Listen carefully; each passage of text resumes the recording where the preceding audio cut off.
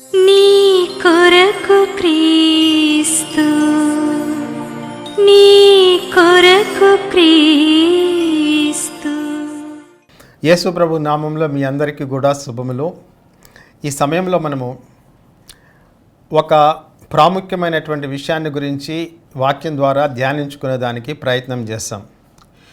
మనము ధ్యానించబోయేటటువంటి విషయం ఏమిటి అంటే, ప్రముఖంగా దేవుడు ఈ లోకంలోనికి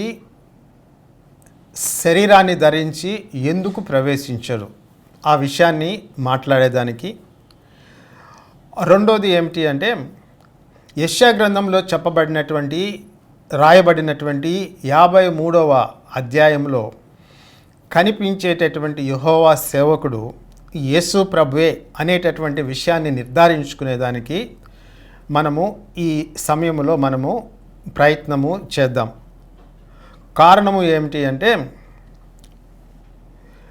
దేవుడు శరీరాన్ని ధరించి ఈ లోకంలోనికి ప్రవేశించేదానికి అంతకుముందు ఉండేటటువంటి అనేకమైనటువంటి మత వ్యవస్థలు, తర్వాత వచ్చి మత గ్రంథాలు ఈ లోకంలో ఉండేటటువంటి దుష్టులైనటువంటి మానవుల్ని సంహరించి నీతిమంతుల్ని కాపాడి సంరక్షించేదానికి దేవుడు ఆయా సమయాల్లో మానవ శరీరాన్ని ధరించి, మానవ అవతారాన్ని ధరించి ఈ లోకంలోనికి వస్తూ ఉంటాడు అనేటటువంటి భావము ఒకటి ఉంది. దేవుడు శరీరాన్ని ధరించడం అనేటటువంటి భావము ప్రాచీన గ్రీకు నాగరికతలో, వారి యొక్క మత సంస్కృతిలో కూడా ఉంది. అదేవిధంగా ఇతర సంస్కృతుల్లో కూడా ఉండొచ్చు. ఐగుప్తు దేశంలో ఉండొచ్చు. దేవుడు మానవ శరీరాన్ని ధరించి మానవుల మధ్య తిరగడం అనేటటువంటిది, కార్యాలు, వీరోచితమైనటువంటి కార్యాలు చేయడం అనేటటువంటిది సహజం.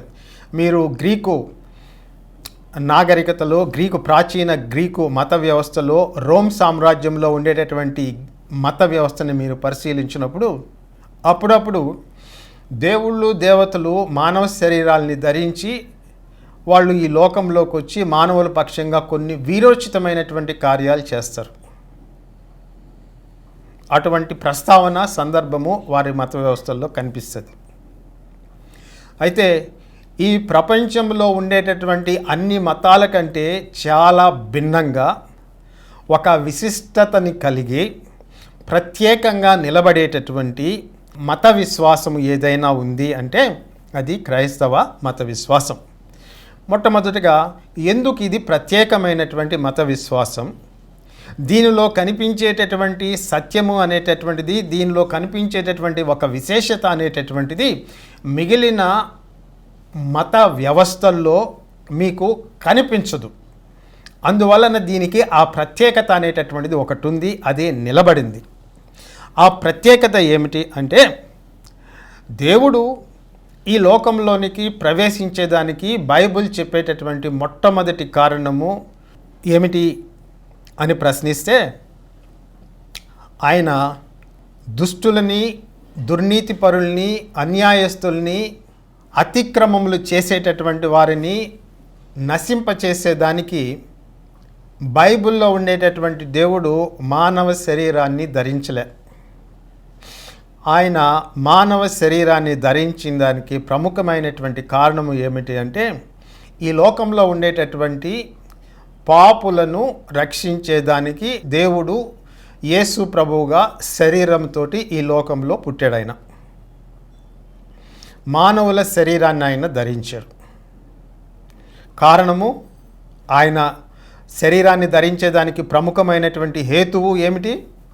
ఆయన పాపులని రక్షించేదానికి ఈ లోకంలోనికి వచ్చినటువంటి దేవుడు.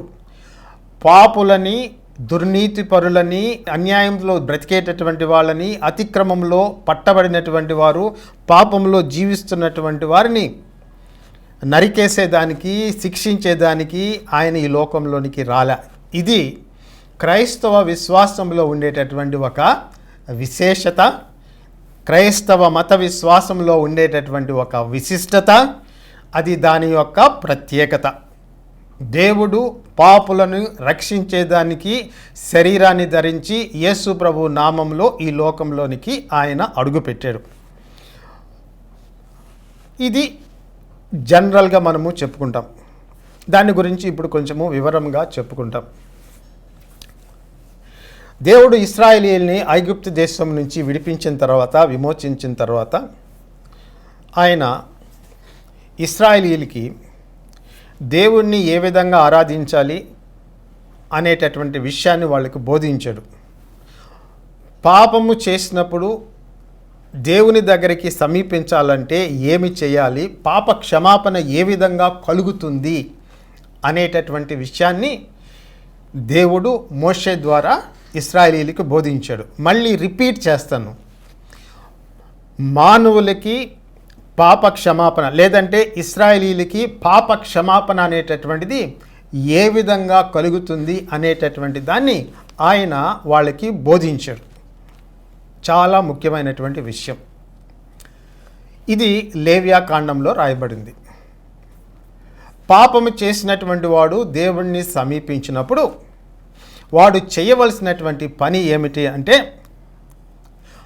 దేవుని యొక్క ప్రత్యక్ష గుడారం దగ్గరికి లేదంటే దేవుని యొక్క మందిరం దగ్గరికి, ఆ వాకిటి దగ్గరికి వచ్చినప్పుడు తనతో పాటుగా ఒక పశువుని తీసుకొని రావాలి. ఆ పశువు ఏదైనా కావచ్చు, కోడి కావచ్చు, ఎడ్లు కావచ్చు, గొర్రెలు కావచ్చు, మేకలు కావచ్చు, ఏదైనా పశువు, ఆయన చెప్పినటువంటి జంతువులు ఏవైనా కావచ్చు. వాటిని తీసుకొని వచ్చిన తర్వాత పాప క్షమాపణ పొందేదానికి ఆ ఎంట్రన్స్ దగ్గర ఆ వ్యక్తి, ఏ వ్యక్తి అయితే పాపము చేశాడో ఆ పశువు యొక్క తల మీద చెయ్యి పెట్టి తన పాపాన్ని ఒప్పుకోవాలి.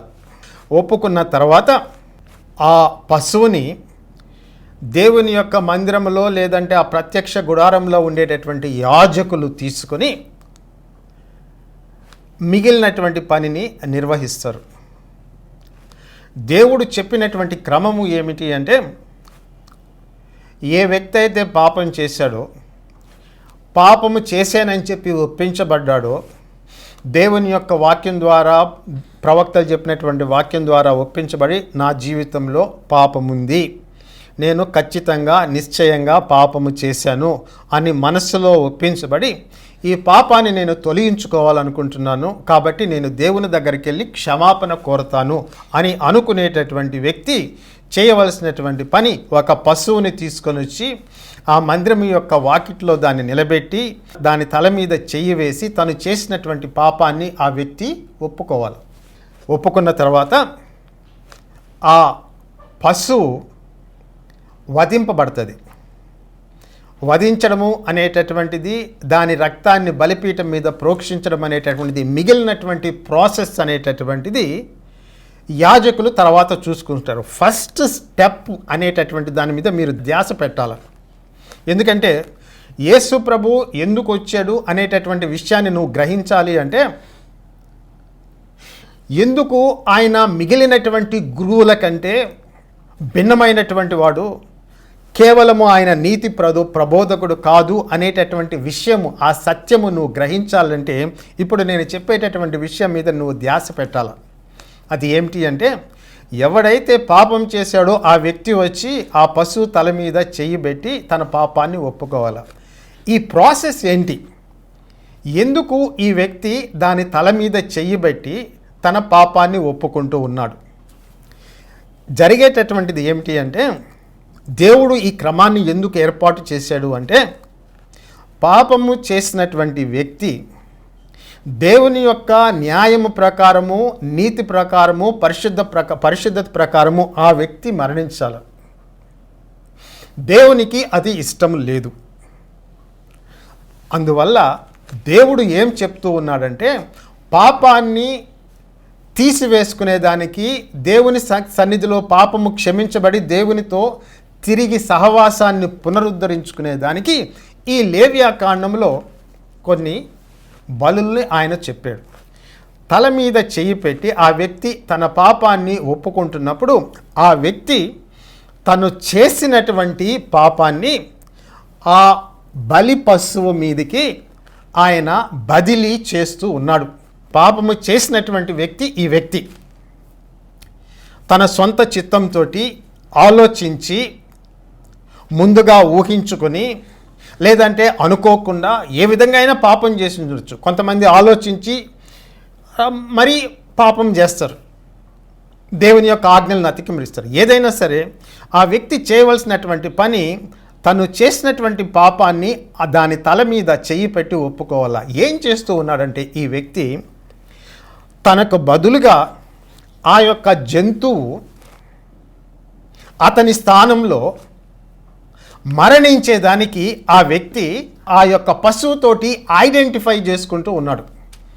He's identifying himself with that animal or with that victim which is going to be slaughtered in the presence of God and whose blood will be sprinkled on the altar. ఈ వ్యక్తి నేను పాపం చేశాను, నేను వాస్తవానికి చనిపోవాల్సింది నేనే, కానీ నాకు బదులుగా ఇదిగో ఈ యొక్క పశువుని నేను తీసుకొచ్చి దాన్ని నేను దేవునికి అర్పిస్తూ ఉన్నాను, నా స్థానంలో అది మరణిస్తూ ఉంది అని చెప్తూ తన చేతుల్ని దాని మీద పెడతాడు. చేయి పెడతాడు, కొన్నిసార్లు చేతులు పెట్టచ్చు. ఓకే, బలి అర్పణలు కొన్ని డిఫరెంట్గా ఉంటాయి. అయితే చెప్పినప్పుడు ఆ వ్యక్తి ఆ పని చేసిన తర్వాత once he has done that particular job identifying himself with that animal, then priest and Levites take over from that point onwards. ఇది జరిగిన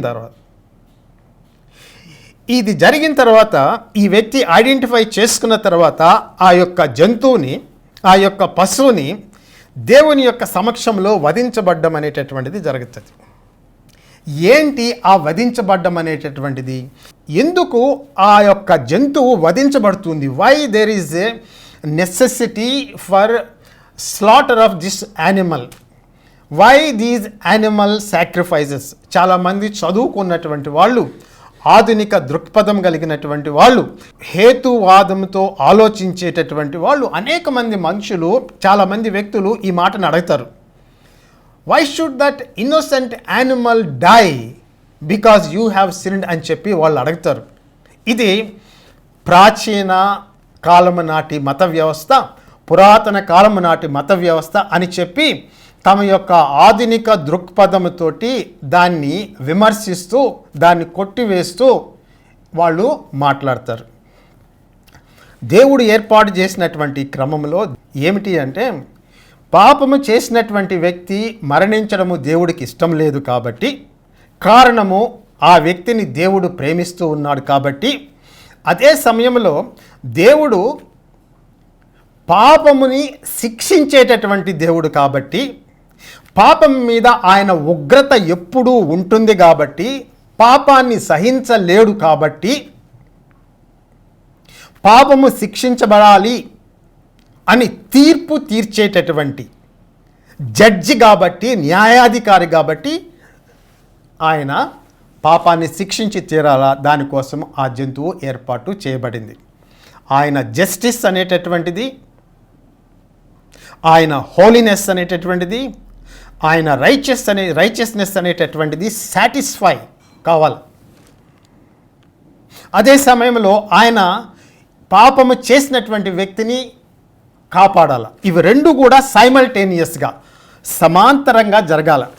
సో ఈ ఇష్యూని ఏ విధంగా రిజాల్వ్ చేస్తాం, ఏ విధంగా పరిష్కరిస్తాం? అక్కడ దానికి ఆ వ్యక్తి స్థానంలో ఇంకొక పశువు మరణిస్తూ ఉంది, దానికోసము అది వధింపబడుతూ ఉంది. నువ్వు మధ్యలో లేచి వెంటనే ఇదంతా ప్రాచీన కాలం నాటి మతం అండి, పురాతన కాలం నాటి మతము, ఆధునిక దృక్పథం ఈ విధంగా ఉండదు అని చెప్పి నువ్వు మాట్లాడచ్చు. నీ ఆధునిక దృక్పథం సంగతి, నీ మోడర్న్ యాటిట్యూడు, నీ పోస్ట్ మోడర్న్ యాటిట్యూడు, నీ యొక్క రేషనల్ యాటిట్యూడు, ఇవన్నీ ఏవైనా కావచ్చు. కానీ గుర్తుపెట్టుకో, దేవుడు సృష్టికర్త, మానవుని సృష్టించాడు, జంతువుని సృష్టించాడు, లోకాన్ని సృష్టించాడు. ఆయనలో కొంత ఒక స్వభావం ఉంది. హోలీనెస్ అనేటటువంటిది, జడ్జిమెంట్ అనేటటువంటిది, కనికరం చూపించడము, మెర్సీ అనేటటువంటిది, లవ్ అనేటటువంటివి అవన్నీ ఉన్నాయి. ఆయనలో ఉండేటటువంటి స్వభావాన్ని బట్టి నువ్వు పాపం చేసావు కాబట్టి ఆ జంతువు నీకు బదులుగా అక్కడ వధింపబడుతూ ఉంది.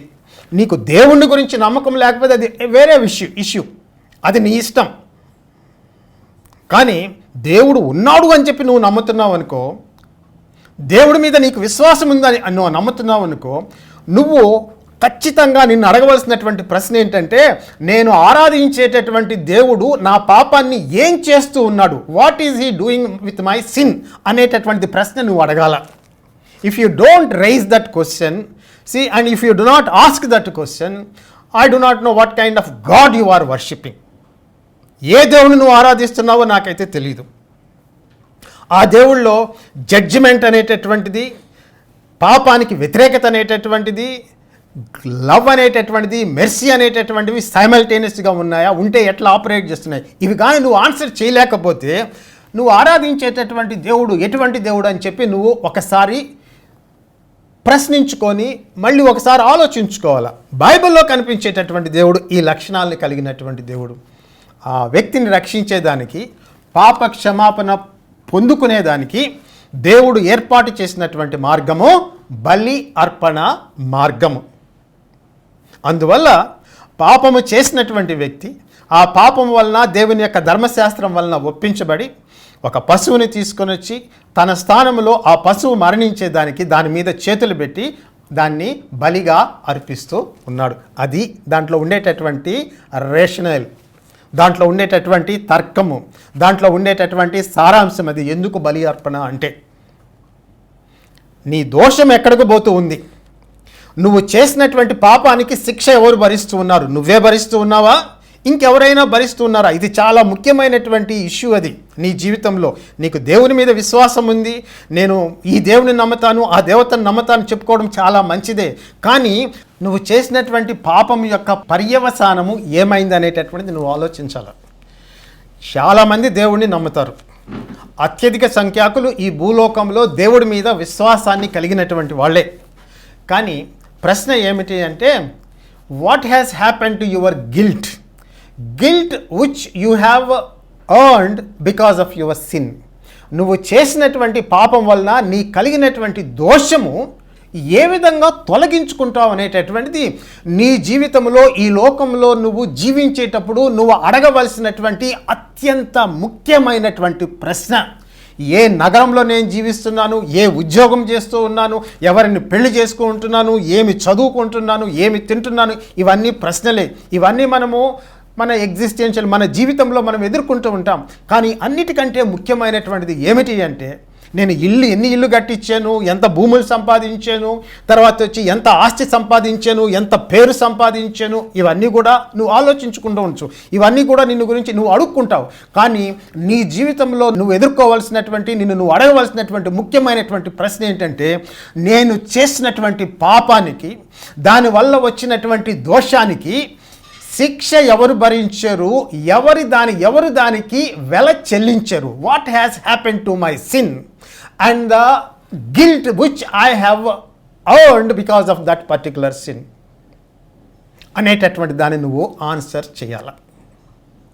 నువ్వు ఆ ప్రశ్న లేపినప్పుడు ఆ పాపాన్ని ఏ విధంగా తొలగించుకుంటావు అనేటటువంటి దాన్ని నువ్వు దానికి కూడా ఆన్సర్ చెప్పాలా. ఈ లోకంలో చాలామంది ఏం చేస్తారంటే, పాపాన్ని తొలగించుకునేదానికి రకరకాలైనటువంటి మార్గాల్ని ఎన్నుకొని పెట్టుకున్నారు. కొంతమంది నదుల్లో స్నానం చేసి ఆ నదుల్లో ఉండేటటువంటి పవిత్రత వలనో దేని వలనో పాపాలు ఆ నది తీసేసుకొని పోతుంది, పుణ్యం లభిస్తుంది, దేవునితో నేను పరలోకంలో స్వర్గలోకంలో చేరతాను ఒకటి. కొంతమంది పూజలు చేస్తూ ఉండొచ్చు, కొంతమంది దానాలు చేస్తూ ఉండొచ్చు, ధర్మాలు చేస్తూ ఉండొచ్చు, ఇంకా రకరకాలైనటువంటి పద్ధతులు ఉండొచ్చు, మొక్కులు ఉండొచ్చు, అనేక రకాలైనటువంటి పద్ధతులు వాళ్ళు చేస్తూ ఉండొచ్చు. అన్నీ కూడా ఒక ముఖ్యమైనటువంటి ఇష్యూ చుట్టూ రివాల్వ్ అవుతూ ఉంటాయి. పాపము ఏ విధంగా తొలగించుకోవాలా, ఇదే కదా ఇష్యూ. ఎక్కడైనా సరే నువ్వు యోర్దాను నదిలో స్నానం చేసి నేను పాపాలను తొలగించుకుంటున్నా అంటే అదొక పద్ధతి అనుకోవచ్చు. లేదంటే నేను పుణ్యక్షేత్రాల్ని దర్శించి నా పాపాన్ని తొలగించుకుంటా అంటే అదొక పద్ధతి అనుకోవచ్చు. కొంతమంది వ్రతాలు చేయొచ్చు, నోములు చేయొచ్చు, ఎన్ని రకాలైన పద్ధతులైనా ఉండొచ్చు, ఎన్ని రకాలైన ఉండొచ్చు. కానీ ఇష్యూ మాత్రము బేసిక్గా ఒకటే, పాపం అనేటటువంటిది ఏ విధంగా తొలగించబడాలి. ఈ లోకంలో 2 విషయాలు మానవుడికి ఎవ్వరూ బోధించకపోయినా మనస్సుల్లో ఉంటాయి. అది ఏమిటంటే దేవుడు ఉన్నాడు అనేటటువంటి భావన ప్రతి మనిషిలో సాధారణంగా ఉంటుంది. సాధారణంగా ఎక్కువ శాతం ప్రజల్లో. అదేవిధంగా పాపము చేశాననేటువంటి భావన కూడా మనుషుల్లో ఉంటుంది. ఎందుకంటే బైబిల్లో ఏం చెప్తుందంటే పాపము చేసినప్పుడు మనస్సాక్షి గద్దిస్తూ ఉంటుందని చెప్పి చెప్తుంది. కొంతమందికి ఆ మనస్సాక్షి చనిపోతుంది చేసినటువంటి పాపాలు, అది వేరే విషయం. సో ఇవి 2 కూడా వస్తాయి. కాబట్టి నువ్వు ఈ దినమున అడగవలసినటువంటి the question you must ask and raise and try to answer is this: what has happen to all the sins that I have committed? And what about the guilt that I have earned because of that particular sin? అనేటటువంటిది నువ్వు అడగవలసినటువంటి ప్రశ్న. పాపము అంటే ఏంటి? నేను ఎప్పుడు murder చేయలేదు కదా అని నువ్వు అనొచ్చు. నేను ఎప్పుడు వ్యభిచారం చేయలేదు కదా అని నువ్వు అనొచ్చు. దేవుని యొక్క పరిశుద్ధత ముందు కేవలము మర్డర్, హత్య చేయడము మాత్రమే నేరం కాదు. యేసు ప్రభు చెప్పినటువంటి మాట ఏమిటి అంటే, నీ సహోదరుని మీద నిర్నిమిత్తముగా నువ్వు కోపపడితే అది కూడా దేవుని దృష్టిలో పాపంగా భావించబడుతుంది. కేవలము ఒక స్త్రీతోటి వ్యభిచారము చేసినది మాత్రమే పాపం కాదు. నువ్వు ఆ స్త్రీని మోహపు చూపుతో చూస్తే అది కూడా వ్యభిచారంగా పరిగణించబడుతుంది. అంటే ఏం చెప్తున్నాడంటే యేసు ప్రభు దేవుని యొక్క పరిశుద్ధత ప్రమాణాలు అనేటటువంటివి, ఆయన పవిత్రత ప్రమాణాలు అనేటటువంటివి అంత హెచ్చుగా ఉంటాయి. నువ్వేం చేస్తావు? నీ ప్రమాణాలతోటి దేవుణ్ణి కొలవాలని చెప్పి చూస్తావు. దేవుని యొక్క ప్రమాణాలు నీ ప్రమాణాలు కూడా ఒకటే అని చెప్పి నువ్వు అనుకుంటావు. ఆ విధంగా ఉండవు. దేవుడు పరిశుద్ధుడు, ఆయన సృష్టికర్త, ఆయన స్వయంభవుడు, ఆయన నామ్స్ అనేటటువంటివి, ఆ హోల్ స్టాండర్డ్స్ అనేటటువంటివి చాలా ఉన్నతంగా ఉంటాయి. కాబట్టి నేను మర్డర్ చేయలేదు కదా, నేను పాపం చేయలేదు అనుకోవద్దు. వ్యభిచారం చేయలేదు కదా, నేను పాపం చేయలేదు అనుకోవచ్చు. చిన్న అబద్ధము, ఒక చిన్న లంచము, చేసినటువంటి చిన్న తప్పు, అవన్నీ కూడా దేవుడు లెక్కలో పెట్టుకుంటారు. ఇటువంటి పరిశుద్ధుడైనటువంటి దేవుణ్ణి నువ్వు ఎట్లా తప్పించుకుంటావు? How do you escape judgement from such a holy God and you being a sinner? నువ్వు పుట్టుక నుంచి పాపంలో ఉన్నావు. నీకు తెలుసు నీ జీవితం ఏంటో, నీ ఆలోచనలేంటో నీకు తెలుసు, నీ క్రియలేంటో నీకు తెలుసు. బయట వాళ్ళకు కనిపించకపోయినా నీ అంతరంగంలో ఉండేటటువంటి ఆ చీకటి, ఆ పాప స్వభావమును గురించి నువ్వు ఎరుగినటువంటి వాడు కాదు. సో క్వశ్చన్ ఏంటంటే, back to the same issue, what will you do with your sin? దేవుడు మోషే ద్వారా ఇశ్రాయేలీలకి పాపం నుంచి బయటపడేటటువంటి, పాప క్షమాపణ పొందుకునేటటువంటి మార్గాన్ని ఒకటి చూపించాడు. ఆ క్రమంలోనే ఈ బలి అర్పణ అనేటటువంటిది చిత్రంలోనికి వస్తుంది. కాబట్టి పాపము చేసినటువంటి వ్యక్తి ఆ జంతువుని తీసుకొని వచ్చి దాని మీద చేతులు పెట్టి తనను తాను దాంతో గుర్తించుకొని ఈ identifies himself with that particular animal which is going to be sacrificed. దాంతో ఐడెంటిఫై చేసుకుని ఆయన ఒప్పుకుంటాడు అనమాట.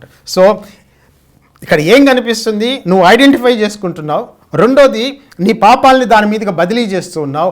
అంటే దాని అర్థం ఏంటో తెలుసా అండి? ఇంకొక ముఖ్యమైనటువంటి అర్థము, నీకు బదులుగా, పాపము చేసినటువంటి నీకు బదులుగా ఆ జంతువు పాపంగా మారుతూ ఉంది. That is the transaction. చాలా ముఖ్యమైనటువంటి విషయాలు ఉన్నాయి దీంట్లో. నీకు బదులుగా, పాపం చేసినటువంటి నీకు బదులుగా ఈ ఇన్నోసెంట్ యానిమల్, ఆ అమాయకపు జీవి, అది పాపంగా మార్చబడుతుంది. ఇది నువ్వు గుర్తుపెట్టుకోవాలి. అదేం పాపం చేయలే. ఇంకోటి కూడా చెప్తాను, అది పాపంగా మారుతుంది. అది పాపంగా మారింది కాబట్టే అది దేవుని యొక్క శిక్షకి లోనవుతూ ఉంది. అంటే ఆ పాపము చేసినటువంటి ఆ జంతువు లేదంటే పశువు వధించబడుతూ ఉంది. దాని రక్తము ఒలికించబడుతూ ఉంది. ఆ రక్తము దేవుని యొక్క బలిపీఠం మీద ప్రోక్షించబడి ఆ జంతువు ఆ బలిపీఠం మీద దహించబడినప్పుడు దాంట్లో నుంచేటటువంటి లేచేటటువంటి ఆ యొక్క పొగ అనేటటువంటిది, లేదంటే ఆ స్మోక్ అనేటటువంటిది దేవుడు ఆగ్రహించి ఆయన సంతృప్తి చెందుతాడు అని చెప్పి బైబిల్లో రాయబడింది. చాలామందికి ఈ యానిమల్ సాక్రిఫైస్ అనేటటువంటివి చాలా రిపల్సివ్గా, ప్రస్తుత ఆధునిక సమాజాన్ని అంగీకరించలేనటువంటి విషయాలుగా చాలామంది భావిస్తారు. మనం కొంచెం లోతుగా పోయి దాని గురించి మనము మాట్లాడతాం. సో ఇది వధించబడి దాని రక్తము ప్రోక్షించబడినప్పుడు ఆ పాపము చేసినటువంటి వ్యక్తి దేవునితోటి సమాధానపరచబడుతూ ఉన్నాడు, అంటే రికన్సైల్ చేయబడుతున్నాడు. పాపము చేసినప్పుడు సంబంధం తెగిపోయింది. ఇప్పుడు ఈ బలి అర్పణ వలన ఆ సంబంధము తిరిగి పునరుద్ధరింపబడుతూ ఉంది. ఆ పాపము చేసినటువంటి వ్యక్తి దేవుడితో సమాధానపడి సహవాసాన్ని తిరిగి పొందుకుంటూ ఉన్నాడు. అందుకనే అక్కడ దేవుని సన్నిధిలో భోజనం అనేటటువంటిది, దట్ ఫెలోషిప్ మీల్ అనేటటువంటిది అక్కడ ఏర్పాటు చేయబడింది. అంటే తెగిపోయినటువంటి సంబంధము అర్పించబడినటువంటి ఈ బలి అర్పణ ద్వారా పాపము తొలగిపోయి ఆ వ్యక్తి దేవునితో సమాధానపడి దేవునితో సహవాసం కలిగి దేవుని సన్నిధిలో దేవుని సమక్షంలో తిరిగి భోజనం చేస్తూ సంతోషిస్తూ ఉన్నాడు. అది ఐడియా బలి అర్పణ అంటే దాంట్లో ఉండేటటువంటి విషయము. సో అక్కడ ఉండేటటువంటి కొన్ని ఎలిమెంట్స్ మనము సపరేట్ చేసి చూస్తాం. ఒకటి, పాపం చేసినటువంటి వ్యక్తి తల మీద చేయబెట్టినప్పుడు దానితో తను తాను ఐడెంటిఫై చేసుకుంటూ ఉన్నాడు. రెండోది, ఏ జంతువు అయితే అర్పింపబడుతుందో అది పాపంగా మారుతుంది. మూడోది ఏమిటి అంటే ఏదైతే పాపంగా మారిందో అది వధించబడుతూ ఉంది. అది వధించబడిన తర్వాత దాని రక్తము దేవుని యొక్క బలిపీఠం మీద ప్రోక్షించబడుతూ ఉంది. ఇది జరిగిన తర్వాత, ఆ అర్పించబడిన తర్వాత చెడిపోయినటువంటి సంబంధము తిరిగి పునరుద్ధరింపబడుతూ ఉంది. This is the idea. ఇప్పుడు ఒక ముఖ్యమైనటువంటి ప్రశ్న మనము లేవనెత్తుతాం. At this juncture we are going to raise an important point. ఆ పాయింట్ ఏమిటి అంటే, ఒక ముఖ్యమైనటువంటి విషయం ఏమిటి అంటే, పాపము చేసినటువంటి వాడు ఈజ్ ఎ హ్యూమన్ బీయింగ్. వీడికి రేషనాలిటీ ఉంది, వీడికి ఫ్రీ విల్ అనేటటువంటిది ఉంది. ప్రీమెడిటేటెడ్గా పాపం చేస్తారు. వీడు జంతువులతో పోల్చుకుంటే అన్ని విధాలుగా అత్యంత ఉత్కృష్టమైనటువంటి జన్మ కలిగినటువంటి వాడు, ఉన్నతమైనటువంటి స్థితిలో ఉన్నటువంటి వాడు. జంతువుకి మానవునికి పోలిక లేదు. మానవుడు మానవుడే, జంతువు జంతువే. మానవుడు మానవుడే, పశువు పశువే. మరి ఇంత ఫ్రీ విల్ పెట్టుకుని స్వచ్ఛందంగా పాపాన్ని కోరుకుని పాపంతో జీవిస్తూ పాపము కావాలని కోరుకుంటూ పాపంలో బ్రతికినటువంటి ఈ వ్యక్తికి, ఈ యానిమల్కి, ఈ పశువుకి సంబంధం ఏంటి? పోలిక అంటే మ్యాచ్ కావడంలే, లెవెల్ మ్యాచ్ కావడంలే, సమానం కావడంలే. ఈ పాపం చేసినటువంటి వ్యక్తి మానవుడైండి ఉన్నతమైన స్థితిలో ఉండి తనకంటే తక్కువైనటువంటి దాన్ని దేవునికి బలిపీఠంగా అర్పిస్తే దాని రక్తము ఈ వ్యక్తి చేసినటువంటి పాపాన్ని పరిహరించగలిగేటటువంటి శక్తి దానికి ఉండదు. అది బైబిల్ చెప్పేటటువంటిది.